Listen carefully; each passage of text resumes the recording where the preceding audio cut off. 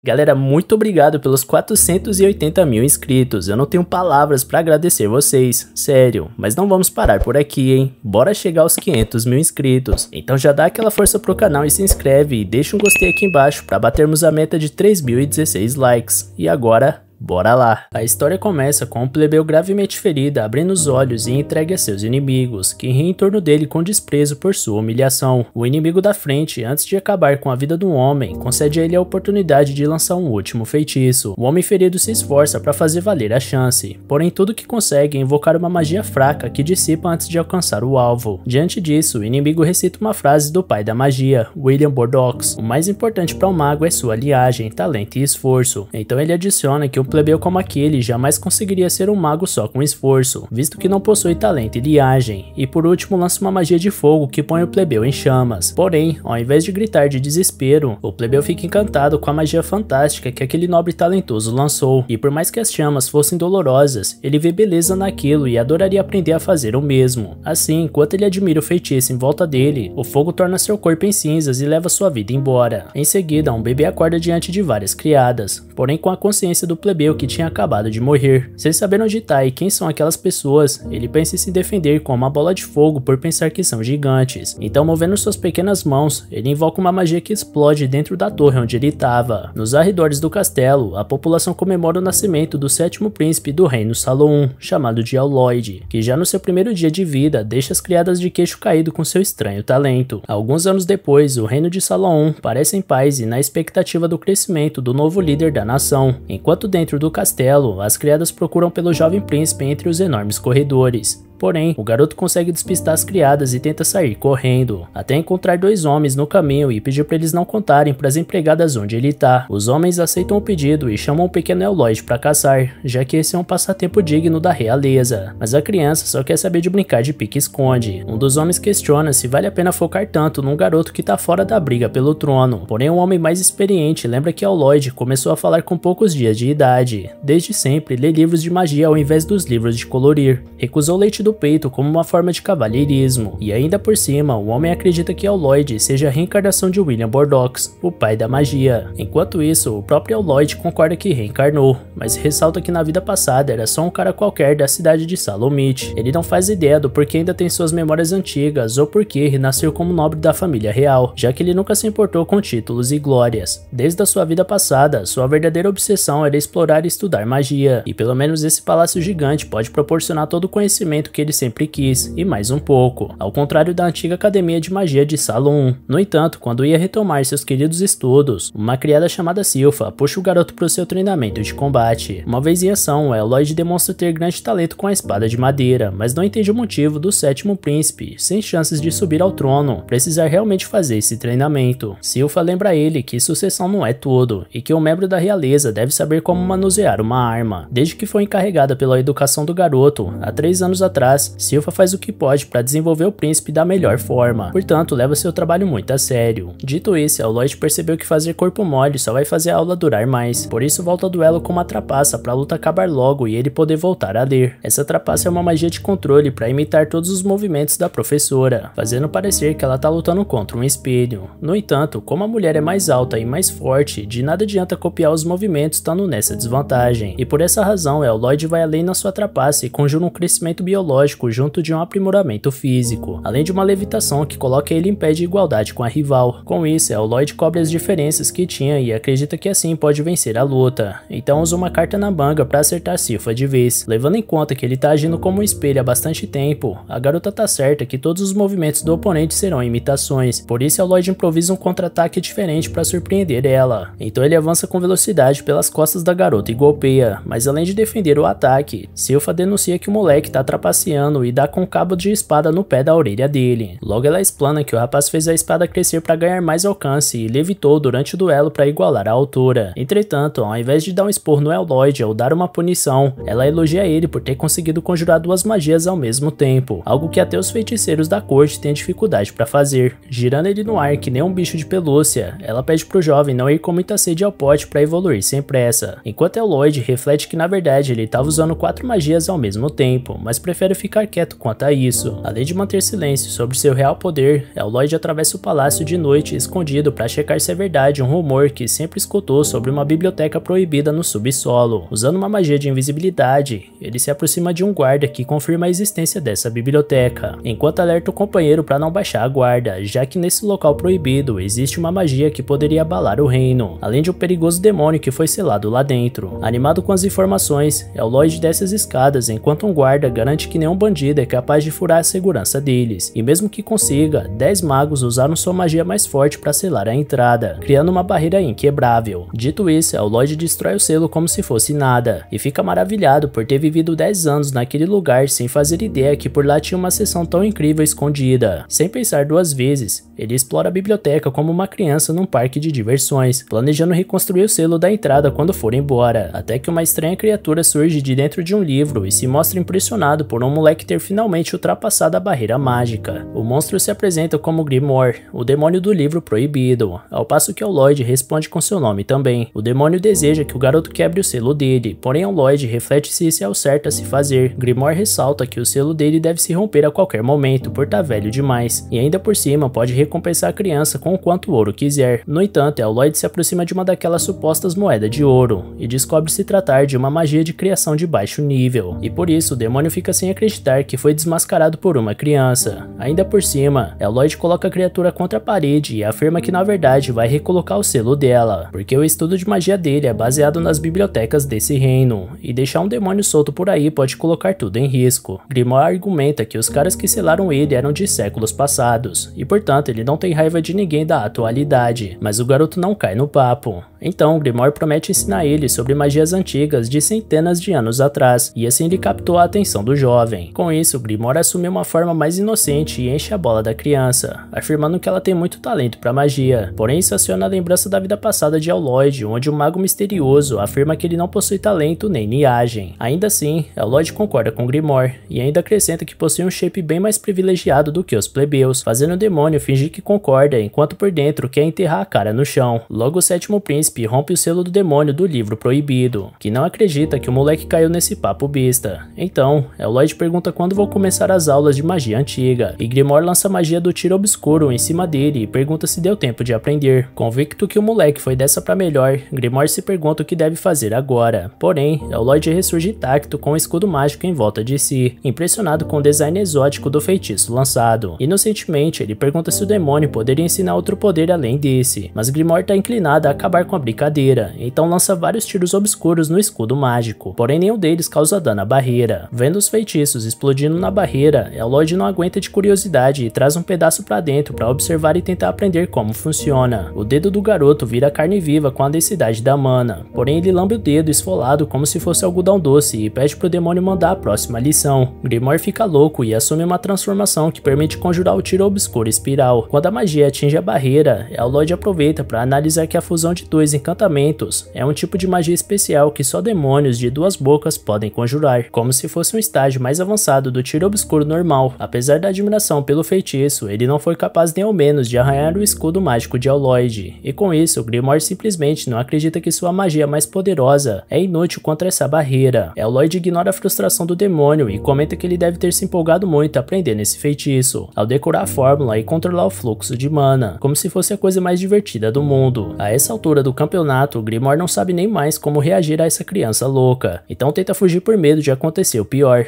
No entanto, Lloyd tinha estendido sua barreira até os limites da biblioteca, para proteger a entrada para o castelo. Então o demônio perde a última cartada e pelo menos tenta convencer a criança que ele não estava tentando fugir. Lloyd acredita na palavra do demônio, e explica que na verdade ele fez uma caquinha tão perigosa no passado que desde então resolveu se precaver e isolar os ambientes onde a chapa pode esquentar. Grimoire perde a paciência de novo com essa história e volta a ameaçar o príncipe. Porém, Lloyd não tá a fim de defender mais um tiro obscuro. Dessa vez, ele quer ver uma magia antiga defensiva, e por isso invoca a bola de fogo impetuosa pro demônio defender. Apesar da boa intenção do garoto, o Grimoire quase vira um bode assado na biblioteca inteiramente devastada, e Lloyd pergunta por que ele não se defendeu. Na sequência, o príncipe usa sua magia para restaurar o local inteiro da ruína total que sua bola de fogo causou, e tudo que Grimoire quer saber é quem é esse catarrenta. Afinal, o demônio puxa o saco da criança para limpar sua barra, e Lloyd devolve os elogios de forma ingênua. Em seguida, Lloyd ressalta que os demônios não podem morrer através de magia, mas que adoraria testar até onde um deles pode aguentar. Com essa, Grimoire arrega de vez e jura lealdade ao moleque, se oferecendo como familiar. Lloyd aceita a proposta, porém como o demônio chama muita atenção com essa carcaça de cachorro endiabrado, ele se transforma em um mini demônio para conquistar Lloyd pela fofura, já que não conseguiu na trocação. O garoto pede pro demônio entrar na roupa dele, e Grimoire vê nisso a chance de grudar no seu corpo e controlar a mente dele. Mas a mana do garoto era tão insana que o demônio sabia que encostar um dedo naquela massa grotesca era assinar o próprio atestado de óbito.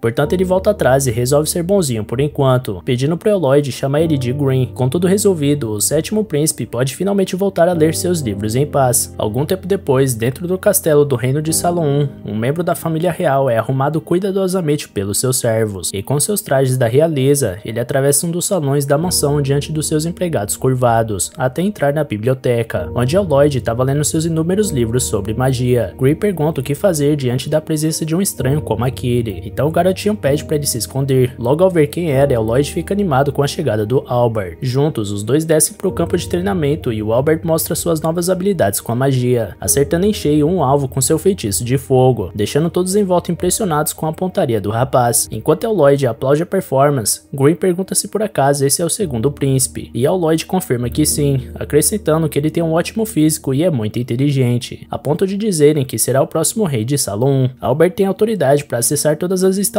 do castelo, e às vezes chama Lloyd para ir junto dele explorar os arredores. Como é uma das raras oportunidades de fazer magia no castelo, o garoto fica grato pelos convites, como esse por exemplo. Logo chega a vez de Lloyd mostrar suas habilidades com a magia, porém como não quer chamar atenção ao ponto de ser arrastado para disputar a sucessão ao trono, ele pensa em colocar uma curva de propósito na bola de fogo para pegar o alvo só de raspão, fazendo todos pensarem que ele não tem talento. Dito e feito, o sétimo príncipe atira uma magia para cada alvo, e em todos eles o resultado é o mesmo, nunca acertando os alvos em cheio. Diante disso, as pessoas aplaudem, porém o nobre ironiza o fato da criança só conseguir pegar todos de raspão, enquanto Green se questiona se o homem sabe o quão difícil é fazer tudo isso de propósito. Em seguida, o Lloyd decide adicionar rotações às bolas de fogo, economizando mana e tornando a trajetória mais estável. Porém, antes da apresentação, Albert se despede do irmão para fazer uma pequena pausa, mas todos os presentes vão embora junto do segundo príncipe. Ao invés de ficar ofendido, Lloyd celebra o fato de ter a galeria de tiro só pra ele, porque já tá louco pra testar seus novos poderes, como o truque de duplo encantamento que aprendeu com o Grimoire. Green alerta que essa técnica é exclusiva pra demônios, porque caso um humano se meta nisso, pode acabar ganhando uma segunda boca de graça. Nesse caso, como quem não quer nada, Lloyd absorve o Green pra dentro do seu corpo e manifesta ele na sua própria mão, deixando o demônio revoltado. Mesmo assim, Lloyd pede pra ele lançar a bola de fogo impetuosa, e o bode tira a onda que magia avançada pra ele é moleza. No entanto, um turbilhão de feitiços aleatórios se misturam no corpo compartilhado pelos dois, e depois de um carnaval de alucinações sonoras e visuais, Green parece ter voltado de uma brisa. Refletindo um pouco sobre o acontecido, Lloyd lembra que eles acabaram de experimentar uma pilha de feitiços, que é uma técnica de misturar encantamentos de vários feitiços para reduzir o tempo de ativação deles. Aparentemente, o moleque estava invocando uma centena de magias ao mesmo tempo, e isso causou essa combustão. Com isso, Green surta e comenta que o certo é usar 2 ou 3 no máximo, porém a criança acha que a invocação ainda vai ficar lenta demais. Para corrigir esse problema, Lloyd pega emprestada a boca do demônio para recitar 2 encantamentos avançados de uma vez só, ao controlar a fala dele. Então, mesclando a bola de fogo impetuosa com a bola de cascata impetuosa, um aumento surreal de mana envolve o Lloyd. E Green não acredita que o jovem é capaz de combinar 2 magias tão diferentes uma da outra. Com o encantamento duplo preparado, Lloyd sabe que não pode soltar uma magia desse nível na superfície, então aponta um acúmulo de energia para cima, mostrando uma onda mágica tão vasta e poderosa que podia ser vista pelos 4 cantos do reino. Enquanto isso, dentro do palácio, um nobre pergunta por que Albert dá tanta atenção pro Eloyd, já que é só uma criança com pouco talento pra magia e nada mais. Em resposta, Albert afirma que o homem não tem noção nenhuma de talento, se pensa assim. Afinal, Eloyd acertou todos os alvos da mesma forma, e é bem possível que ele tenha feito isso de propósito. Na opinião de Albert, o 7º príncipe é um prodígio, podendo até se tornar um grande sábio um dia, e ao mesmo tempo um trunfo importante pro Albert. O nobre comenta que o futuro rei pode e deve usufruir dos serviços do grande sábio, porém Albert ri e responde que sua única intenção é se dar bem com seu irmãozinho. Nesse instante, um homem observa pela janela o céu escurecido e questiona se o sol já se pôs, porém, segundo o espantado Green, seu mestre abriu um buraco no céu que atravessou a manhã e expôs a noite brilhante por baixo das cobertas, mas logo o garoto volta atrás com essa magia insana e interrompe o fenômeno, enquanto Green se pergunta quem diabos é essa criança, afinal de contas. Na cena seguinte, somos brindados com uma animação bônus do anime, que mostra um Eloyd surrado sendo arrumado pelo Green, que não faz ideia do porquê tá agindo feito a babá desse pirralho. Por outro lado, quanto mais saudável Green conseguir manter a criança, mais saudável será o corpo que ele vai possuir assim que tiver a chance. Tendo isso em mente, o demônio limpa o nariz do catarrento enquanto aguarda o futuro onde será livre novamente. Com o fim da cena bônus, o pequeno bode voador encontra uma matéria no jornal que falava sobre um buraco misterioso nos céus, mas ao mostrar pro Eloyd que seu feitiço ficou famoso, o jovem humano parece mais interessado na parte de trás do jornal, onde outra matéria anunciava um grupo de aventureiros ranquear que limparam uma masmorra poderosa e coletaram todos os preciosos tesouros. Essa matéria dá a ideia pro garoto de explorar masmorras ele mesmo, na esperança de conseguir um monte de itens com poderes mágicos. Green argumenta que a família real vai surtar quando não achar o 7º príncipe nos domínios do reino, então Eloyd resolve o problema criando uma réplica de madeira de si mesmo, perfeitamente idêntica, tanto na aparência quanto na resina que imita os ossos e a pele, com as raízes funcionando como sistema circulatório. A cópia é tão boa que Green afirma que Eloyd vai poder sair bem tranquilo, mas o garoto responde que se fosse fácil assim, já teria feito isso antes. Segundo ele, o verdadeiro problema é a Sylph, que em outro dia, por exemplo, chegou no quarto de Eloyd e comentou que ele cresceu 0,07 milímetros nos últimos dias. Por essa razão, o garoto duvida que enganaria aquela mulher com um boneco que só sabe dançar feito um pateta. Mas felizmente ele tem outra carta na manga. Logo ele já estava sobrevoando os ares de Salon 1 em direção à sua aventura, enquanto se comunicava com sua réplica através do Green, que possui a cópia do Eloyd enquanto conversa com ele através da mão do garoto. As crianças em volta observam um boneco de madeira e comentam que um príncipe tá muito vaidoso, e isso é a coisa mais fofa do mundo para elas. Enquanto isso, Green tá tentando manter a postura depois de ter colocado a mente na réplica e o corpo na mão do Eloyd. Então o mestre pede pro servo ficar esperto com a Sylph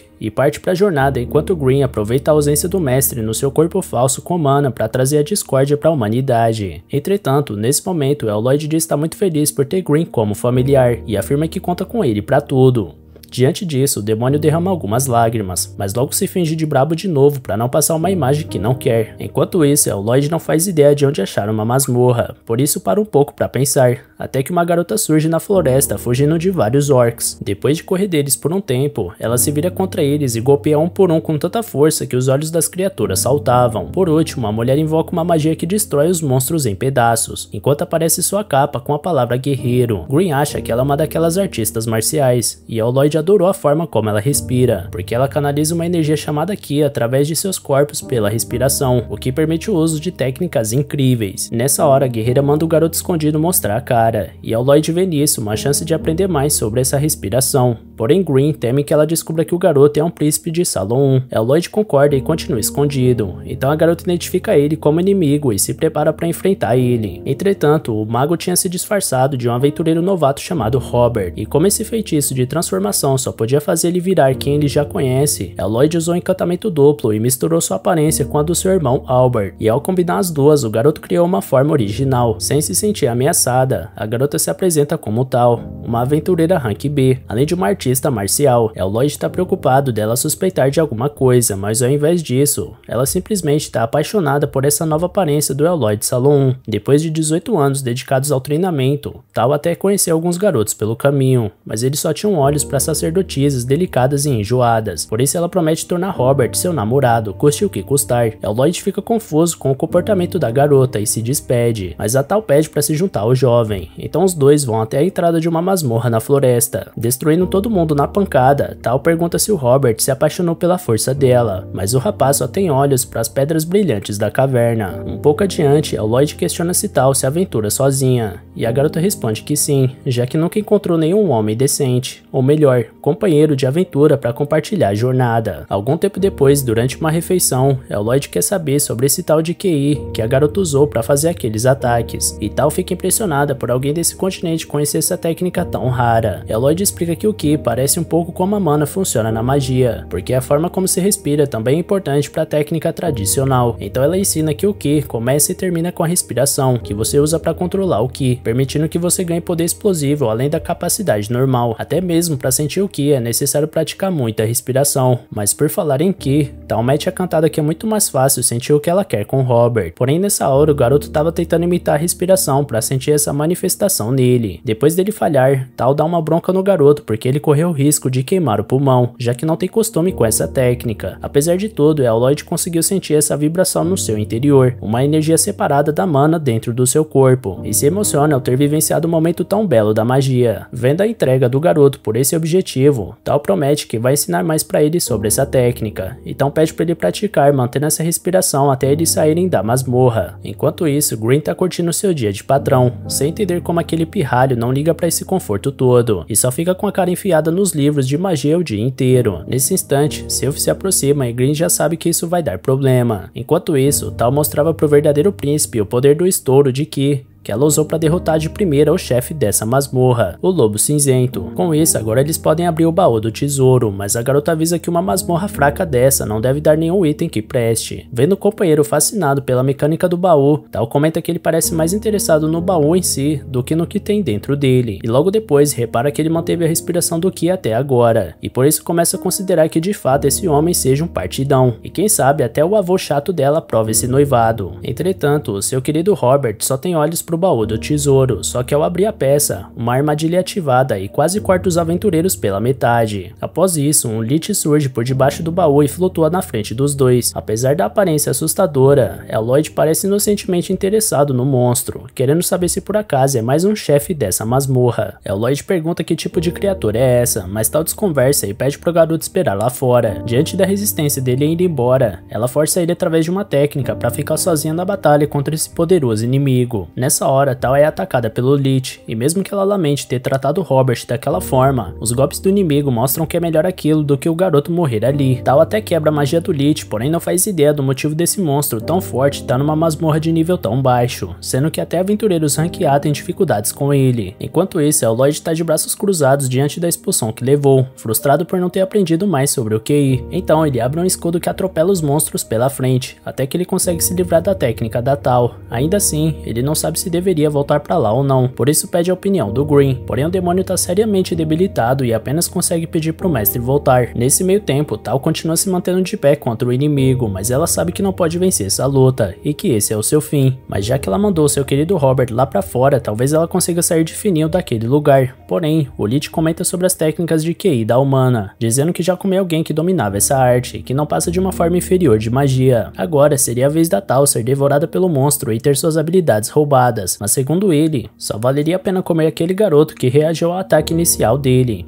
Em resposta, Tal comenta que Robert e o Lich são parecidos no sentido de sempre buscar conhecimento, mas diferente do monstro, o garoto é capaz de achar o que procura até debaixo de um pedregulho, e não como uma pessoa no estômago. Ela sabe que o povo do continente trata o QI como uma técnica ultrapassada do interior, mas o Robert disse que achou incrível. Então o Lich pergunta o que tem a ver com isso, até que Tal usa sua respiração para aplicar um golpe no inimigo, porém ele se protege com um escudo mágico. Ainda assim, a garota treina desde os 5 anos para pesar a mão em cima do que for, inclusive privando ela de fazer coisas de gente normal, tipo arranjar um namorado. Portanto, pelo menos ela tem que usar esse sacrifício todo para causar um estrago em uma luta como essa. Dito e feito, ela racha o escudo na base do soco, para em seguida aplicar uma técnica que atravessa a barreira como se fosse uma casca de ovo. No entanto, esse poder consumiu quase toda a energia da lutadora, e agora ela mal consegue se mover. Sem ter sofrido nenhum arranhão, o Lich surge novamente e diz que mesmo a técnica de QI mais poderosa da garota é mais fraca que uma simples magia que ele faz com um só dedo. Por fim, ele declara que a jovem desperdiçou sua vida à toa, então aplica a habilidade Morte-Cissura em cima da Tal para terminar o embate. Apesar disso, o Lloyd estava lá com seu escudo mágico para impedir que sua amiga morresse. Sereno como sempre, o pivete diz que vai ter que ser rápido porque ele tá com pressa, então chama o Lich para brincar. Tal olha assustada para aquele garoto que ela achou que fosse tão diferente, enquanto Lich acha graça daquela arrogância e prepara um feitiço para confirmar sua superioridade. Porém, o Lloyd é extremamente veloz e chega nas costas do inimigo, invocando com seu pulmão a magia Disparar, do tipo ar, mesmo sem encantamento. O Lich volta a atacar, porém o Lloyd está confortável dentro do seu escudo, refletindo sobre a combinação entre QI e mana. Logo pensando nos ensinamentos da Tal, ele foca sua respiração para levar mais ar para os pulmões e acelerar a magia. Com isso, o escudo fica instável e percorre a caverna, fazendo o monstro pensar que o humano quer fugir. Porém, o garoto está se esforçando para juntar cada vez mais ar. A barreira continuava suportando os ataques continuados da criatura, porém o Lloyd acaba tendo que se desfazer dela para utilizar o ar externo. Ao ver o alvo exposto, o Lich canta a vitória e solta o feitiço derradeiro, porém o humano começa a desviar das investidas para poder inspirar cada vez mais oxigênio e canalizar o maior QI possível. Assim, ele molda sua mana junto com o Ki e começa a formar uma magia que se torna um disco em sua mão. Esse disco circula o seu corpo para proteger o usuário da ameaça mágica. O feitiço não ganhou a forma que ele queria. Sendo assim, dessa vez ele produz 2 discos mais finos para eles alcançarem o Lich, que usa da Morte-Cissura para se proteger. A defesa do monstro consegue barrar alguns discos, porém o Lloyd arremessa novas magias tão rápido que não dá tempo para o inimigo reagir. Diante dessa situação, o Lich engole sua própria arrogância ao ver uma técnica de Ki derrotando seus feitiços, até que o Lloyd prepara seu disco energético mais fino e afiado até o momento. O Lich se protege mais uma vez com seu escudo mágico, porém o disco corta a barreira junto do seu invocador, num corte milimetricamente perfeito, finalmente jogando o Lich de volta para os confins das trevas. Tal não acredita no que vê, enquanto o garoto parece ter se divertido nesse treinamento. Depois, eles finalmente vão atrás do merecido loot, porém veem que foi uma perda de tempo, porque só tinha uma faca velha e enferrujada dentro do baú. Entretanto, o Lloyd nota que ela é imbuída em magia e pede para ficar com a arma, até que o baú é puxado para baixo da terra, fazendo a caverna começar a desmoronar. Assim, o Lloyd nota que o tesouro é o núcleo que sustenta cada masmorra, e avaliando o mecanismo que alimenta todas essas dungeons, o moleque se empolga enquanto a caverna tá vindo abaixo, o que desespera cada vez mais a Tal. Finalmente, ele arranca o baú que tanto queria e os dois caem fora desse lugar. Ao sair, o Lloyd analisa que o baú seria o responsável por juntar forças no subsolo para dar vida à masmorra mais uma vez. Intrigada, Tal pergunta se o garoto usou o Ki, ao invés de magia, só porque o Lich desprezou a técnica, mas na verdade o garoto só achou que seria mais divertido. Nesse momento, ele lembra de alguma coisa e voa depressa pro alto, mas antes dele ir, Tal promete que vai se esforçar até conseguir usar a técnica final que o garoto usou, a lâmina de Ki. Por fim, Lloyd responde que seja magia ou seja Ki, o importante é sempre estar progredindo antes de partir. Quanto a Tal, ela realmente pretende progredir, principalmente para se tornar atraente pro Robert, e por isso ela surta ao lembrar que não pegou o contato dele. No fim da viagem de volta, Lloyd chega desesperado atrás do Green,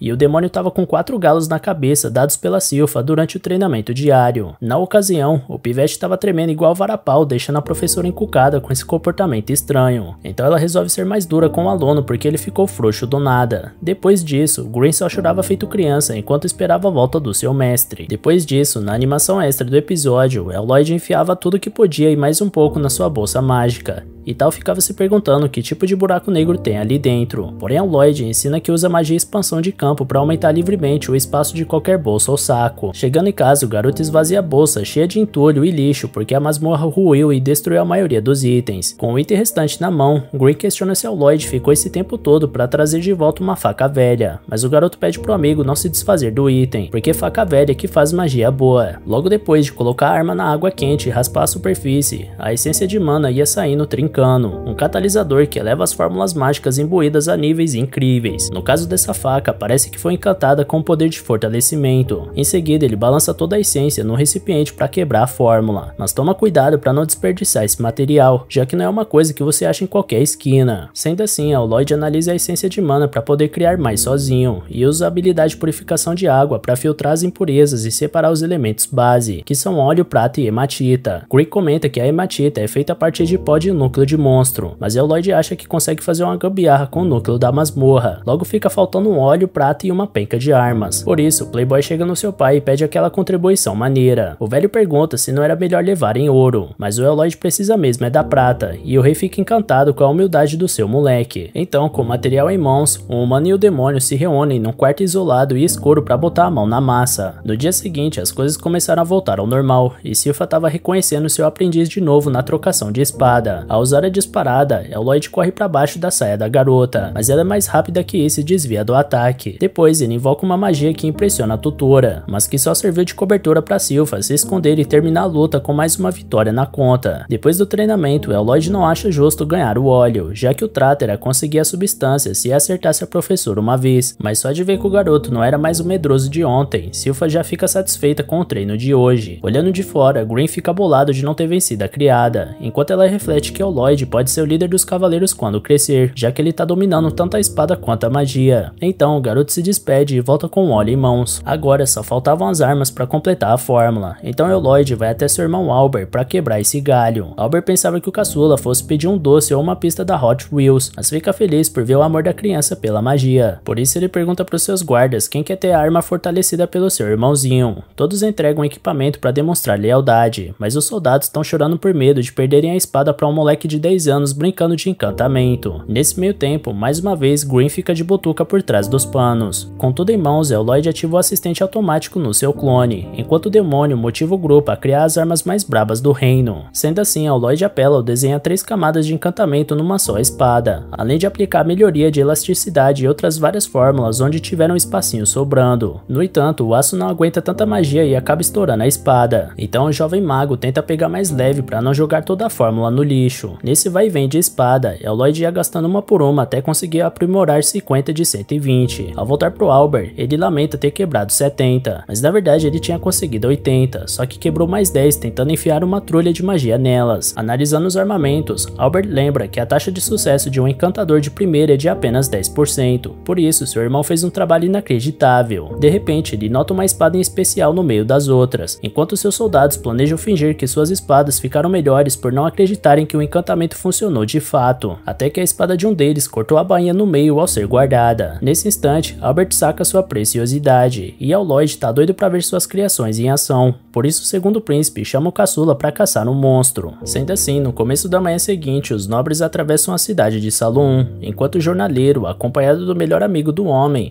organiza as prateleiras da sua banca de jornal para dar início a mais um dia de serviço. Ao cruzar os portões, os servos trabalhavam nos vastos campos de trigo nos arredores do reino, até que Eloy desperta do seu sono e é avisado pelo seu irmão que o destino tá próximo. Guiando a carruagem, Silpha explica pro pequeno príncipe que provavelmente não existem monstros no meio dessa floresta, mas sim no lago mais à frente, para onde eles estão indo. Eloy está animado com essa modesta aventura, levando em conta que dificilmente ele tem permissão para sair do castelo, além de que essa é a oportunidade para testar as armas que ele mesmo criou. Do lado de dentro, Albert comenta que Silpha nunca tira os olhos do garotinho, e ela responde que se sente grata por poder acompanhar pessoalmente seu aluno e mestre. Porém, Albert questiona se existe um sentimento além de apenas proteção, e a garota responde dessa vez mostrando a lâmina da sua espada ao invés de doces palavras. Na mesma hora, ela percebe a presença de uma emboscada de kobolds, que logo ataca a carruagem, então os soldados se apressam para proteger os nobres. Dentro da capa do Eloy, Green comenta que com certeza o garoto já sabia disso, e de fato ele tinha usado sua detecção de presença que a Tal ensinou com a técnica do Ki, uma habilidade que permite que ele sinta tudo ao seu redor o tempo inteiro. No meio da batalha, os soldados de Saloon rasgavam os kobolds ao meio como se eles fossem feitos de papel, o que enche o jovem herdeiro de orgulho com suas obras de arte. As lâminas eram tão afiadas que os próprios portadores tinham medo de se ferir com elas, e Albert enche a moral do caçula, mostrando pra tropa o talento do moleque com encantamento. Silpha também reconhece o dom do garoto por cima da sua pilha de monstros, por mais que ela não tenha recebido nenhum bônus no seu equipamento. De repente, um kobold ataca de surpresa a criança, porém Tal surge novamente para acabar com a ameaça na base da solada. Como ela sentiu a presença de um bonitão, ou melhor de monstros, ela veio correndo para salvar o dia. Eloy quase fala com ela como se ainda fosse o Robert, mas consegue segurar a onda. Então Tal se aproxima curiosa com o fato do pivete usar a respiração do Ki. Olhando pro rosto do garoto, ela tinha certeza que era o próprio Robert na sua frente, até que Silpha interrompe a forma íntima como a garota tá tratando o sétimo príncipe de Saloon. Tal alerta que sua técnica de Ki não pode pode ser subestimada, então as duas criam um atrito na hora, até Albert minimizar o caso, chamando a lutadora para acompanhar a carruagem até as margens do lado adiante. Com a chegada da noite, a unidade de expedição monta um acampamento para as tropas, e logo Albert se apresentava para tal como segundo príncipe do reino de Salon. Ao descobrir que ele era um nobre, a garota pede perdão por ter agido daquela forma mais cedo, enquanto por dentro ela babava em cima do jovem. Segundo ela, Albert até parece com o Robert, mas certamente ele não é o bonitão do qual ela sentiu a presença. Enquanto isso, Lloyd tenta se manter escondido, e Green aconselha ele a não parar a respiração Ki para não levantar mais suspeitas, então ele decide esperar na sua tenda até o tal monstro aparecer. Do lado de dentro, Silpha compartilhava a hospedagem com o príncipe para manter ele protegido, porém o moleque acha que consegue se virar sozinho. Diante da má resposta, Silpha mostra com uma chave de perna quem é que manda ali, até que tal entra na tenda do nada e esperneia ao ver a serva subjugando a pobre criança. Então, Silpha tenta acertar a intrusa com uma faca, alegando ter sentido a presença de uma idiota, e logo ela manda tal parar com esse olhar inapropriado pro príncipe Lloyd, ao passo que a lutadora nega a acusação aos berros. Já o próprio garoto se afasta da confusão e sente que dessa forma vai ficar mais preso do que dentro do castelo. Um pouco mais à frente, Albert degustava um café no sereno da noite e comentava que seu irmãozinho anda arrasando corações. Afinal, a Silpha mudou bastante desde que começou a cuidar do caçula, e ela olha pra ele como se o garoto já fosse um homem crescido. No entanto, Albert pede pro moleque tomar cuidado com os relacionamentos que podem vir pela frente, porque aquelas duas ali parecem um pouco fora da casinha, por exemplo. E por falar nisso, ao perceberem um monte de macho em volta na torcida pela briga, as garotas empilham os soldados na base do sacode, fazendo Lloyd concordar com a observação do irmão sobre a sanidade da dupla. Depois, Tal comenta que foi contratada para reparar um templo antigo que pode ser visto no topo de uma colina próxima, fazendo Silpha perguntar por que ela não vai fazer seu trabalho logo, mas antes da discussão recomeçar, Albert comenta que é perigoso subir lá sem ajuda, portanto convida Tal para passar a noite ali e seguir a jornada no dia seguinte. Porém, uma enorme criatura destrói os planos do segundo príncipe ao surgir no acampamento, deixando todos em alerta, menos Lloyd, que tá feliz por finalmente ter achado um monstro decente. Na animação bônus desse episódio, Lloyd encantava as espadas do reino junto do Green da sua cópia de madeira, desenhando os símbolos na arma. Ele quebrava uma lâmina após a outra, até que o clone acha a espada do Albert e Green quer deixar ela de lado para não dar ruim. Porém, Lloyd tem certeza que o irmão deixou a espada dele ali como um bônus, então ele rabisca desenho atrás de desenho, causando uma fumaça na arma que chega ao ponto de explodir, mas por incrível que pareça, deu certo no final. Logo todos estavam posicionados em frente ao poderoso lobo-urso que aterrorizava o acampamento, e Silpha manda o jovem príncipe ficar atrás dela. O garoto fica impressionado com a velocidade da fera, levando em conta o tamanho absurdo dela, enquanto Green só tem olhos pro misterioso templo que Tal mencionou. Por falar nela, a lutadora salva um soldado à beira da morte, e quando o lobo ia revidar, a garota desviou a tempo. Nesse instante, Albert assume a frente, e com sua espada mágica, ele promete derrotar o lobo-urso que tanto inferniza o povo local. Logo ele solta a bola de fogo impetuosa, que envolve a criatura em chamas até carbonizar ela por completo. Atrás dele, seus soldados elogiavam o poder do segundo príncipe, que dá o crédito ao Lloyd por ter encantado sua espada mágica ao ponto de tornar ela tão poderosa. A parte da celebração, Green acaba de lembrar que aquele lugar acima da colina é um templo que selava um demônio.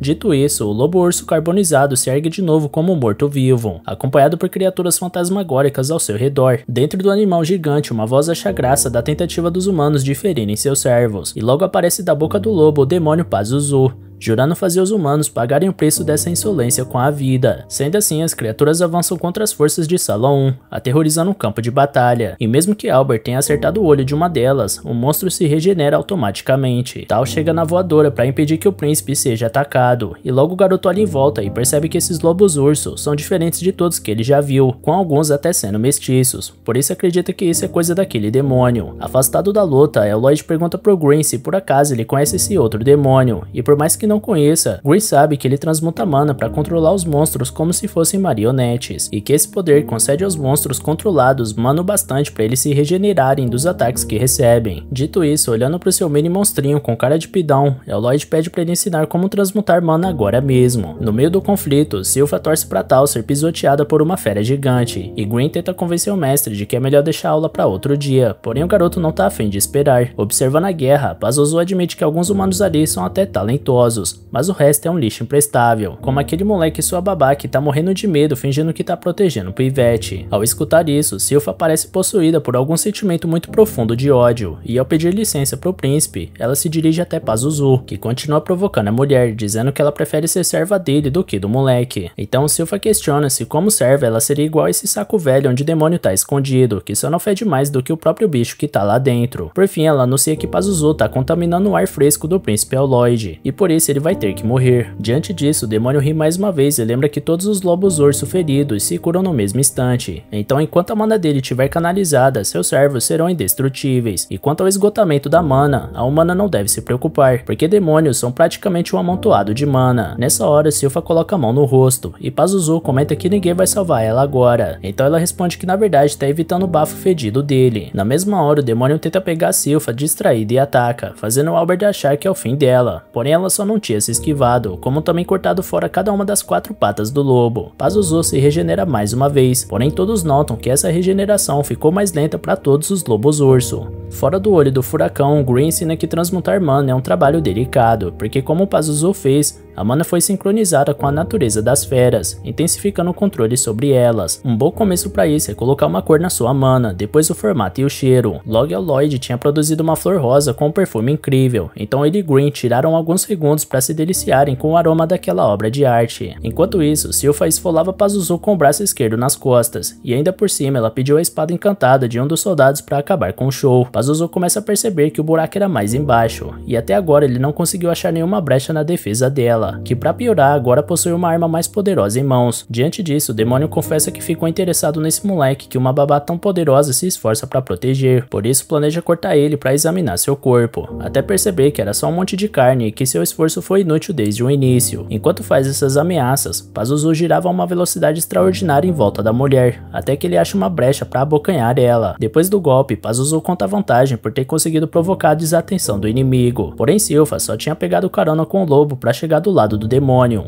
Logo Silpha tinha rasgado a fera de dentro para fora usando sua técnica do clã Langlis, a ascensão dos 2 dragões, para logo depois cortar o animal com a habilidade mergulho da andorinha. Revoltado, Pazuzu esbraveja que a mulher é só uma mera empregada, e ela continua seu ataque perfurando o rosto do diabo com suas lâminas, seguido da habilidade garras e presas da técnica tigre duplo. Feito isso, Silpha expõe um bicho podre que morava no interior da fera, deixando todos os presentes boquiabertos com tamanho poder, enquanto Aloyd memorizava seus movimentos. Assim, Silpha ri do fato do demônio ter achado que tocaria no mestre dela, e mostra que a única coisa que ele terá do mestre é o frio da lâmina encantada por ele. Enquanto Aloyd prossegue brincando com sua flor de mana como se nada tivesse acontecendo, Silpha exige que Pazuzu se renda, mas ele ri da cara da mulher enquanto exala uma névoa que envolve o ambiente. Tal e Albert controla os monstros, porém o príncipe alerta que enquanto o demônio estiver vivo, seus familiares podem voltar a qualquer momento. De repente, a névoa derruba todos os humanos presentes, enquanto Pazuzu conta que faz pouco mais de um século que ele quebrou o selo do santuário, por isso todos vão pagar pelo que fizeram aos lacaios dele. No rompante de força, o demônio retorna à batalha com fúria e joga Silpha longe, enquanto Albert não tem forças para levantar. Pazuzu revela que essa névoa é o miasma de dominação, que faz todos os atingidos obedecerem ele. Então Silpha comenta que agora entende o fedor. Pazuzu se exalta mais uma vez com a ofensa e ataca Tal como represália, obrigando a especialista em Ki a se defender com dificuldade. Jogada para perto da Silpha, Tal pergunta se ela tá bem, só que por mais que diga que sim, a coitada tá tremendo de frio e cuspindo sangue, por isso cai de novo sem forças. Pazuzu reconhece que a guerreira foi feroz ao continuar resistindo, mesmo inalando miasma de tão perto, mas de toda forma ele quer saber o motivo da Tal também não ter se rendido à névoa maligna. Tal tenta chutar o demônio, mas ela tá tão fraca que não tem a menor chance de tentar algo. Ao subjugar sua vítima, a entidade analisa que talvez seja essa respiração estranha da lutadora que permita a ela resistir ao controle do miasma, mas como tá exausta e de cabeça para baixo, a respiração Ki da Tal tá cada vez mais difícil de sustentar. Pazuzu acredita que a garota não correu quando teve chance, porque prefere virar serva dele. Então ela se revolta com a frase e corrige dizendo que na verdade jamais trairia um bonitão em necessidade. Por isso lança o pulso do trovão sobre o inimigo. O problema é que o uso de uma técnica tão poderosa é que ela desestabiliza a respiração do usuário. E ainda por cima, um monstro do Pazuzu se regenera e abocanha a humana. O demônio quer saber que bonitão é esse que a garota mencionou, porque tudo que ele vê em volta é um monte de lixo feioso no chão. Por outro lado, ele acredita que bonito de verdade é poder regenerar seus lacaios quantas vezes ele quiser, e dito isso, ele usa o miasma de dominação máxima para controlar de vez a inimiga. Porém, mesmo com o vapor da entidade, Tal consegue sentir uma presença que faz ela perceber que estava certa esse tempo todo. E essa certeza deu coragem para ela afirmar que o cara mais gostoso de todos vai chutar esse demônio. demônio. O lobo urso devora a garota, ao passo que Pazuzu cospe no chão e comenta que no fim era só uma humana como qualquer outra. Porém, ele não pode dizer o mesmo da Silpha, então emerge a guerreira para tornar ela sua serva mais promissora, enquanto Lloyd brinca de Naruto ao andar sobre a água logo abaixo. O garotinho pergunta se é esse miasma que controla os lobos, e Pazuzu responde que matou os pais de cada um deles e depois usou o vapor para ocupar esse espaço paterno na mente das feras. Assim, enquanto o demônio cai na gargalhada ao lembrar disso, Lloyd consolava uma das feras, e foi aí que Pazuzu se deu conta de que o moleque andava dentro do miasma de boa, e por isso ele questiona como é possível. Lloyd responde que não faz ideia. Ainda por cima, Pazuzu percebe que tinha outro demônio na área ao reparar no Grimoire, portanto ele despreza o pequeno por ser uma vergonha para a espécie ao servir um mero humano. Como resposta, Green oferece seu silêncio, porque tinha pensado em dar algum conselho para o seu colega de raça, mas agora só quer que ele vire cinzas. Por outro lado, Pazuzu pretende fazer o mesmo com o traidor da sua classe, portanto ordena que seus lacaios ataquem, finalmente dando a oportunidade do Lloyd testar sua transmutação de mana. Feito isso, Lloyd transmuta os lobos urso em pets fofíssimos, tipos que a gente vê em propaganda de ração na TV, só que dezenas de vezes maiores. Pazuzu olha todo esbugalhado pra cena, sem acreditar no que tá diante dele, enquanto Lloyd reconhece o cão que engoliu a tal e pede pra ele colocar ela pra fora e cobre ela com seu poncho. O demônio volta a expelir seu miasma pra retomar o controle dos seus servos, mas Green observa que a essa altura, eles já tinham recuperado seu orgulho e tinham plena ciência que aquela entidade maligna foi a responsável por executar seus pais. Com isso entalado na garganta, cada fera arranca pedaços do corpo do Pazuzu,